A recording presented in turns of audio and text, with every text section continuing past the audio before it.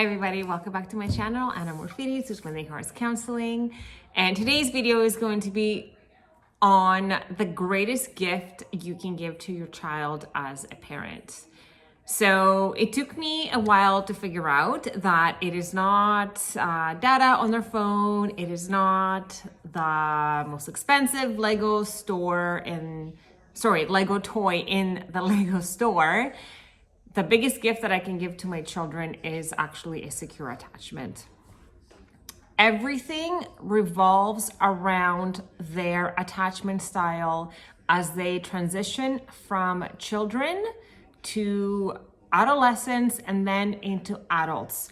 I cannot stress this enough because even myself today, as a 44-year-old adult, I am still healing my attachment wounds, my attachment style, and it is so prominent in my everyday life, and it actually shocks me a little bit because I have done so much work, but it makes sense to me. Like, my work started maybe about 4 years ago, which means for the last 40 years, I was receiving all of my experiences in my life through my insecure attachment style. So now we know through CBT, cognitive behavioral therapy, that insecure attachment styles will give us unhelpful core beliefs, and those become the lenses of our perception, right? Like the lenses of what we view life through and shape our reality according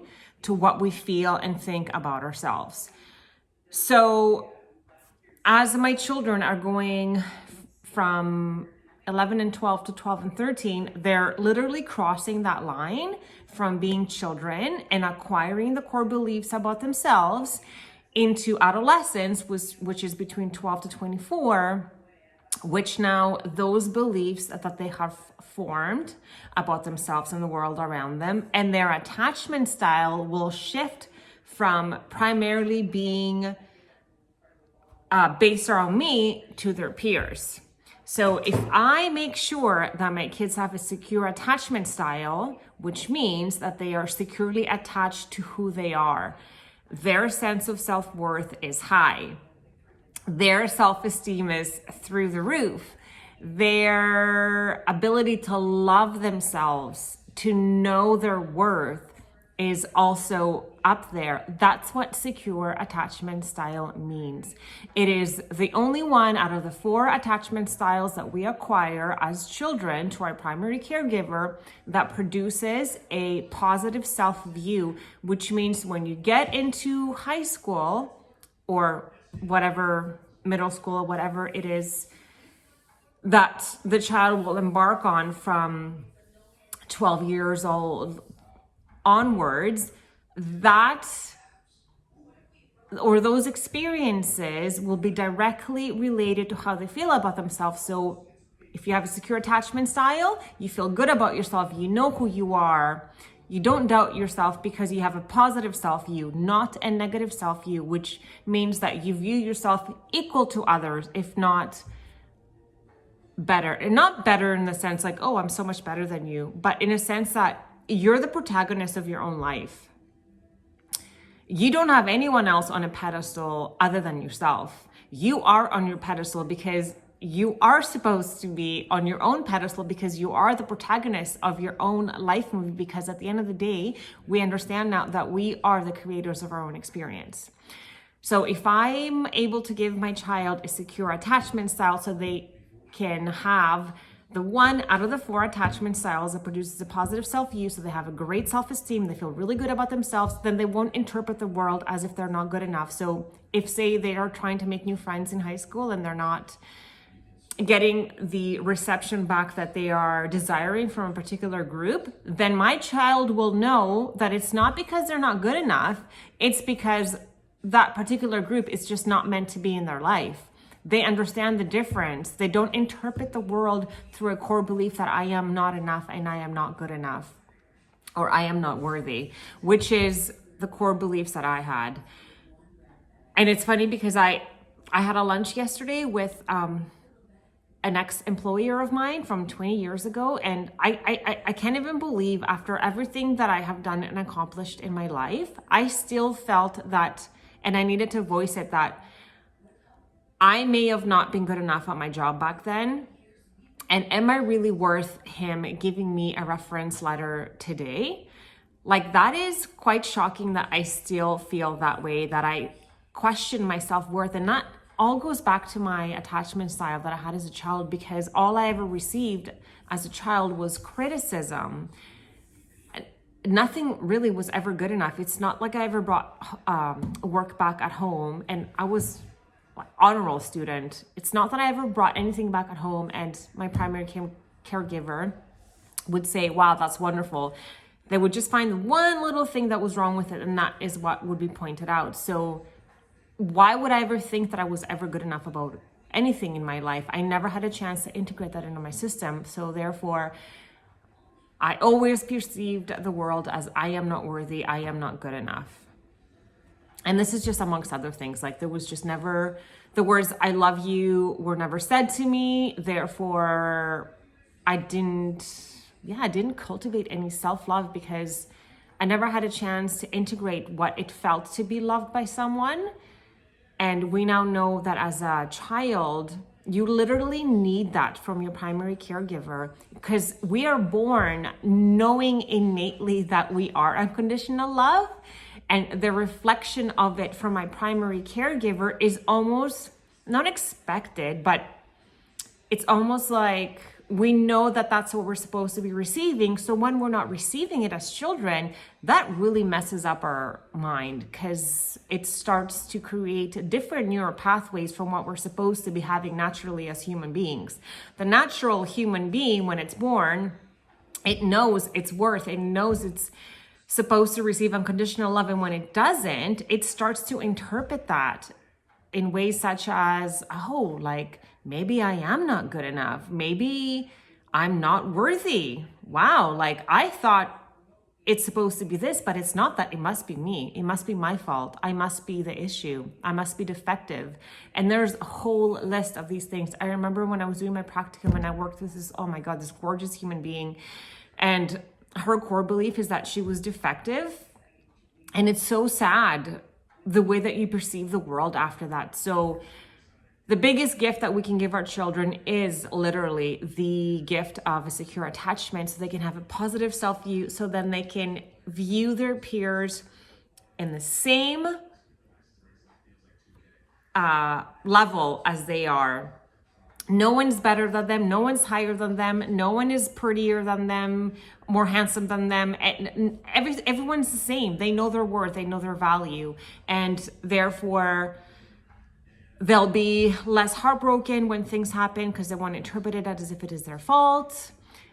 Peer pressure, they won't be succumbing to as easier as someone who has a negative self-view, because they're not looking for validation from anyone. They already have received that validation from us. So us as parents, giving validation to our child, you are worthy, you are good enough, I love you, saying I love you to them every day. I am proud of you, even though they may do things that sometimes don't make us feel proud. It's really hard to say I'm proud of you when you don't actually feel proud of their actions, but their actions is very separate than your child themselves. So we also have to make sure that we don't make them feel that they are their actions, because they're just learning, right? Like, my kids are learning too. They make mistakes, errors. I want to judge things that they do, but they're just trying things out. So I need to remind myself as well that saying to them, I'm proud of you, when I'm like, why would I say that to them when I'm not proud of what they're doing? Their actions is completely different from their innate soul, like the unconditional loving soul that they are from the inside. That's different from the actions that they're acting out in their human suit. It's different. Yes, it's different. Separate that, like just how we separate ourselves from our emotions. We're not our emotions, so our children are also not their actions. So we can say that did not work out in your favor, but I'm still proud of you. I still love you. And that's how you give your child a secure attachment. is by consistently reminding them of the self-worth that they are already born with, telling them that you love them, even though they are acting out in ways that push our buttons and sometimes want to disrespect our boundaries. It's our job to keep setting those boundaries, and it is never too late, because I have also done many errors and I have said things that I did not mean. The way to correct that is to actually approach your child and talk about that specific instant and let them know that was not okay for me to call you that name. That was not okay for me to behave in that way. That was not okay for me to give you a spanking. Like, that was not okay for me to do that. And I am sorry. And you are worth more than that. That's all it takes to give your child a corrective experience. Because I do remember one time I had a parent reach out to me and say, when I did my original video on secure attachment style, and they said, oh no, I think I've screwed up my child. There is no such a thing. Every day we have an opportunity to live our life differently. And every day that the sun shines is a different day to be a different parent. So gift your child the gift of a secure attachment style by reminding them how wonderful they are, how great they are, no matter what they do. Separate them from their actions. Saying to your child, I'm proud of you, I love you every night, will go a long way to creating that positive self-esteem, that positive self-view. Therefore, they will find themselves in different circumstances as adolescents, because then they're going to want to go away from us. They're going to lean towards their peers. They're not going to be leaning towards their primary caregivers anymore for that support. So if we set the right example, then they're going to be in more loving relationships that are reflective of what their experience was as a child. And then again, as adults, when they are engaging in romantic relationships, they're going to remember the prototype of attachment that they had to their primary caregiver that then they exercise as adolescents, and now it's going to carry on into their romantic adulthood relationships. And they won't be like me 44 years later searching for that love that I never received as a child.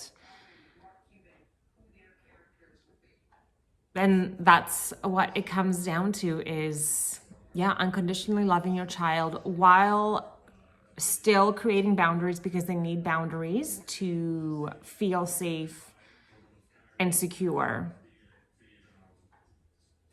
And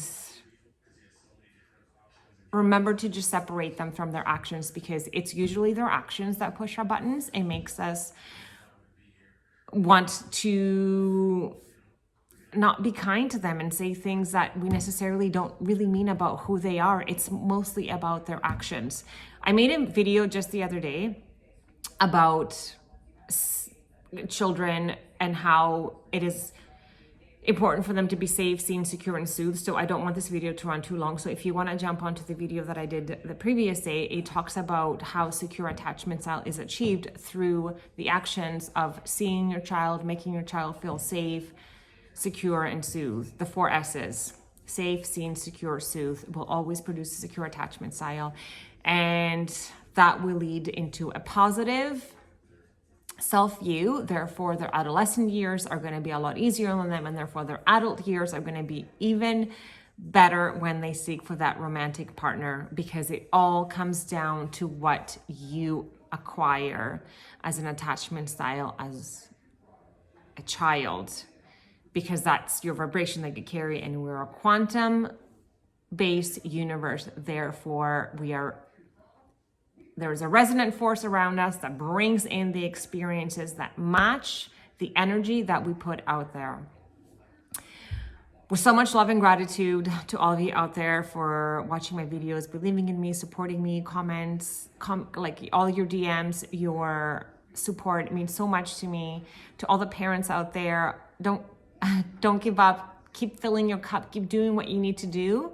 I know it's challenging. I know it's not the same as it used to be when we were growing up, but you got this.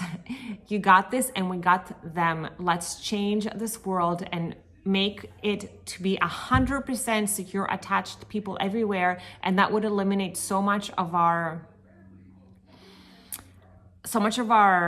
unwanted experiences in life, because out of all the attachment styles, the disorganized attachment style, which I believe makes up about 10% of the population, is where like the killers and the people, like the thieves, I don't want to label people, but like those people that do those actions have a disorganized attachment style, because they're completely dissociated from their emotions. And this is an attachment style that they develop when they're children in order to cope with what they're going through. And they literally dissociate from who they are. So, and that's just the worst of the worst. We can just eliminate someone like me growing up with an insecure attachment style and chasing, for example, the masculine.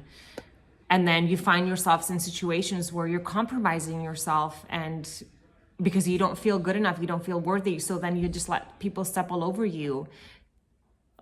Let's just eliminate that, so everyone can just be on the same level and no one can be stepped all over. And then we can just break those intergenerational patterns, and then our children can all just have an equal level field of play, of existence.